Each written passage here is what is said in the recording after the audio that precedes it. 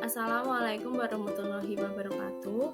Di sini saya Diah Tutul Wandari, NIM 056 dari anggota kelompok 7 ingin menjelaskan mengenai membangun kemandirian pangan melalui eksplorasi sumber pangan lokal.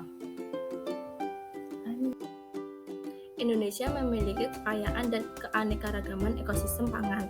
Tidak kurang dari 200 jenis tumbuhan, biji, kacang, 450 jenis buah, dan 250 jenis sayur-sayuran. Begitu juga dengan sumber daya laut yang memiliki keanekaragaman yang tinggi.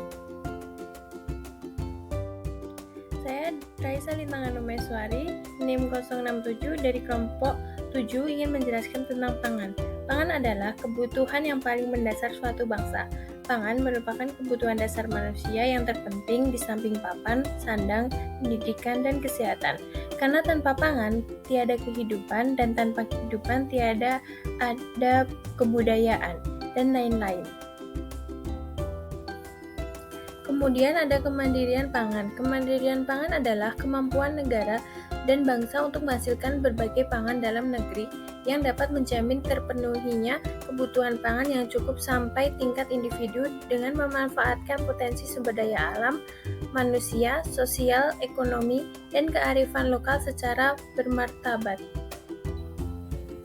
Saya Rani Amelia, NIM 068 dari anggota kelompok 7 ingin menjelaskan tentang jumlah sumber daya dan pentingnya merancang pangan.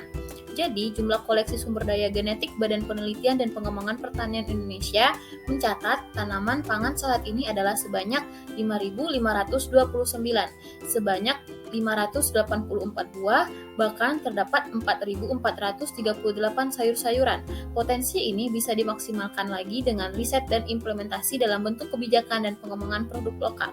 Penting merancang pangan.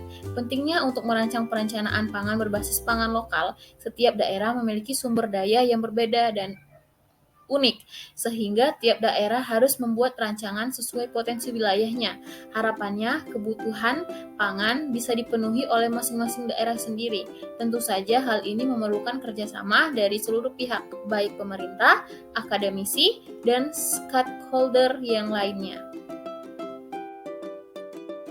Pentingnya membangun kemandirian pangan. Membangun kemandirian pangan di Indonesia ini sangat penting agar tidak ada ketergantungan bahan pangan dari negara lain. Selain itu, Indonesia juga negara agrari. Lahan pertanian di Indonesia seharusnya bisa memenuhi kebutuhan pokok masyarakat secara menyeluruh dan dapat menghasilkan bahan pangan sendiri. Saya Nancy Wulandari, NIM 072 dari kelompok 7. Upaya untuk mengendalikan pangan di Indonesia agar tidak bergantung pada impor. 1. Diperlukannya teknologi pangan yang canggih dan memadai. 2. Memproduksi pangan yang beraneka ragam dari dalam negeri yang dapat menjamin pemenuhan kebutuhan pangan yang cukup sampai di tingkat perseorangan. 3. Kebutuhan pokok yang digantikan dengan produksi pangan lain seperti jagung, sagu, gandum, ubi, dan lain-lain. Hal ini guna membangun kemandirian pangan. 4. Teknologi pangan dan pengolahan yang efektif serta efisien akan mampu meningkatkan nilai guna dan nilai jual komoditas hasil pangan. Yang terakhir, 5. Melakukan pendampingan masyarakat guna memacu pertumbuhan industri pangan lokal yang berbasis sosial.